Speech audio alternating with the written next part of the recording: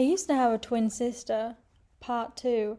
I need to save my sister. I hope it's not too late. Miss, I don't know where the basement is. I honestly don't. Then how come you know it exists? I shrieked.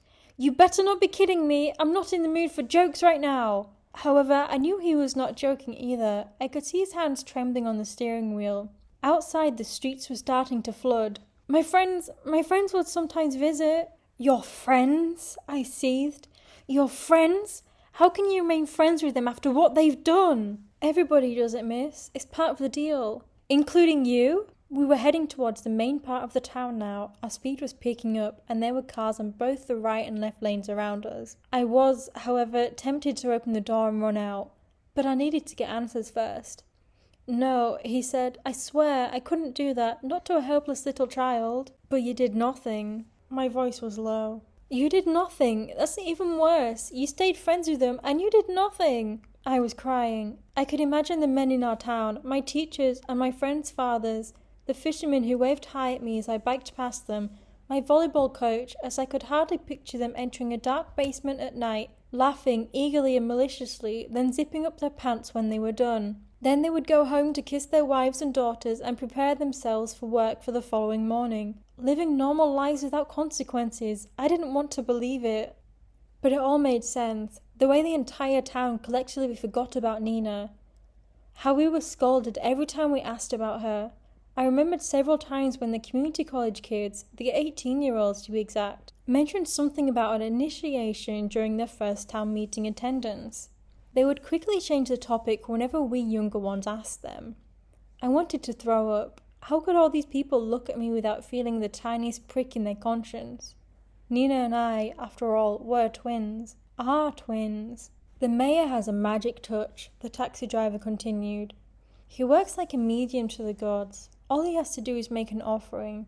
Years of prosperity, years without calamities and casualties, all for a tiny price. That little girl is just one person among 25,000. We break the deal, we all suffer. I was crying so hard, I could barely express my anger at his terrible logic. The rules are clear. It has to be a child. Someone old enough to remember a life of love. Someone young enough to be helpless and vulnerable. That poor little 9-year-old was shackled in the basement with a small window for light, according to a friend of mine who was once assigned to feed her. They fed her twice a day, once in the morning and once at night, and bathed her thrice a week. She wasn't allowed to wear any clothes, they said. The women beat her, and the men raped her. Under no circumstances should any visitor be kind to her, or the calamities would strike again.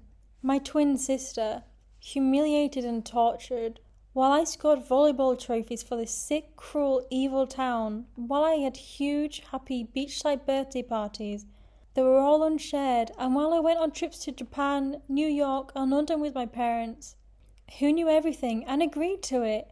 If all this were true, I would never forgive them.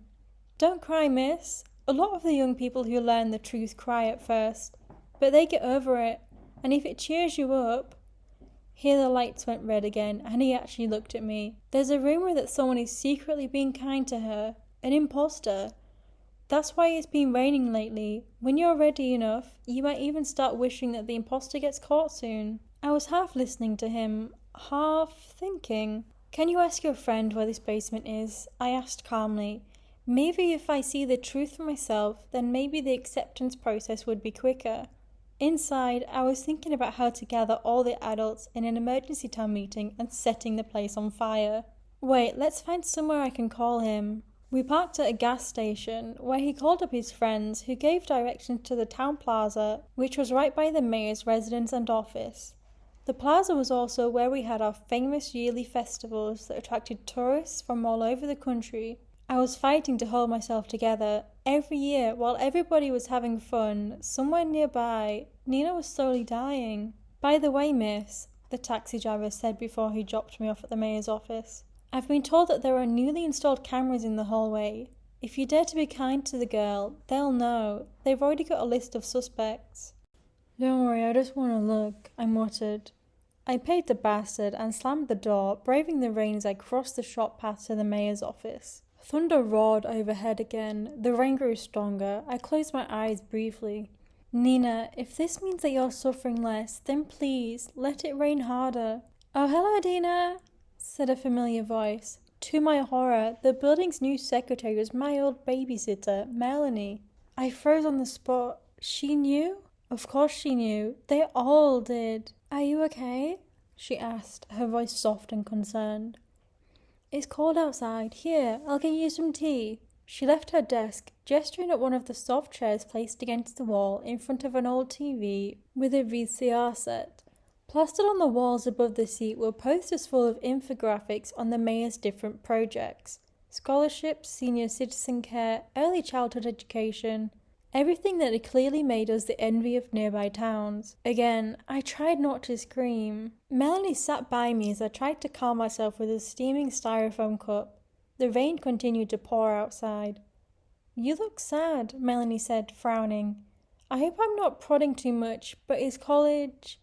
Melanie, I cut in. What happened to my sister? Her frown went deeper.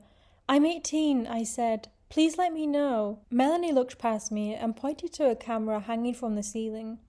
You know, they can hear everything we say. I just want the truth, I sobbed. Is Nina still alive? Yes, Melanie said. Then let me see her. You can't, Melanie said firmly. That's another part of the deal. No direct family member can visit the basement.